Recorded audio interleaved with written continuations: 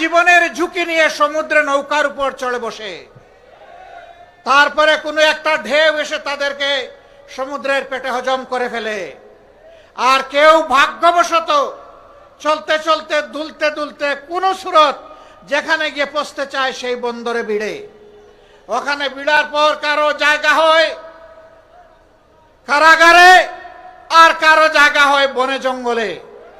তারপরে আস্তে আস্তে আস্তে পথ খুঁজে নেয়।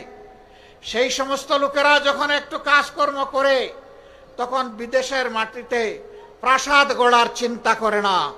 তাদের অর্জিত সমস্ত সম্পদ প্রিয় দেশে আপনজনের জন্য, দেশের জন্য পাঠিয়ে দেয়।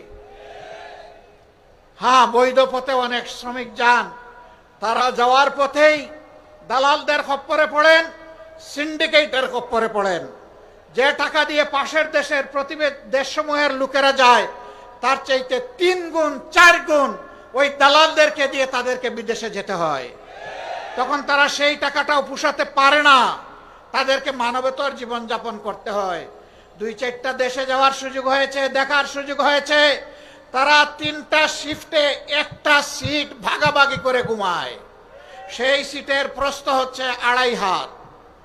একজন ঘুমাইলে ওখানে আর আরেকজন ঘুমাতে পারবে না।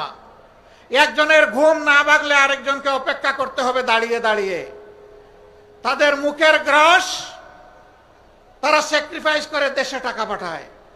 আমরা খুব সুন্দর করে বলি তারা রিমিটেন্স যোদ্ধা, কিন্তু এই যোদ্ধাদেরকে আমরা মর্যাদা দেই না। তারা যখন পাসপোর্ট রিনিউ করতে যায়, ঘাটে ঘাটে দালালের খপ্পরে পড়ে বিড়ম্বিত হয়ে তারা কষ্ট পায়। বছরের পর বছর যায়, সেখানে মিশন আছে, হাই কমিশন আছে, সেখানে আমাদের এমবাসি আছে, বড় বড় কর্মকর্তা কর্মচারীরা আছেন, কিন্তু আমাদের এই ভাই বোনদেরকে সেখানে ভোগান্তি পোহাতে হয়। তারা কেউ যখন চাকরি হারায়, যদি সঙ্গত কারণে হারায় বলার কিছু নেই, কিন্তু অনেকে অসঙ্গতভাবেও হারায়। তাদের পাশে দাঁড়ানোর কাউকে খুঁজে পাওয়া যায় না। আমরা এই পরিস্থিতি আর দেখতে চাই না। আমরা দেখতে চাই যেমন করে তাদেরকে রিমিটেন্স যোদ্ধা বলা হয়েছে, তেমন করে যেন তাদের মর্যাদাটাও তাদেরকে দেওয়া হয়। তাদের প্রয়োজনে দেশ এবং সরকার যেন তাদের পাশে দাঁড়ায়।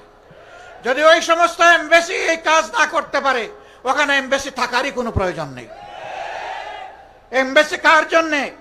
এমবাসির কিছু কর্মকর্তা কর্মচারীকে লালন পোষণ করার জন্য নয়। এমবাসি ওখানে দেওয়া হয়েছে দেশের জনগণের স্বার্থকে সেখানে রক্ষা করার জন্য।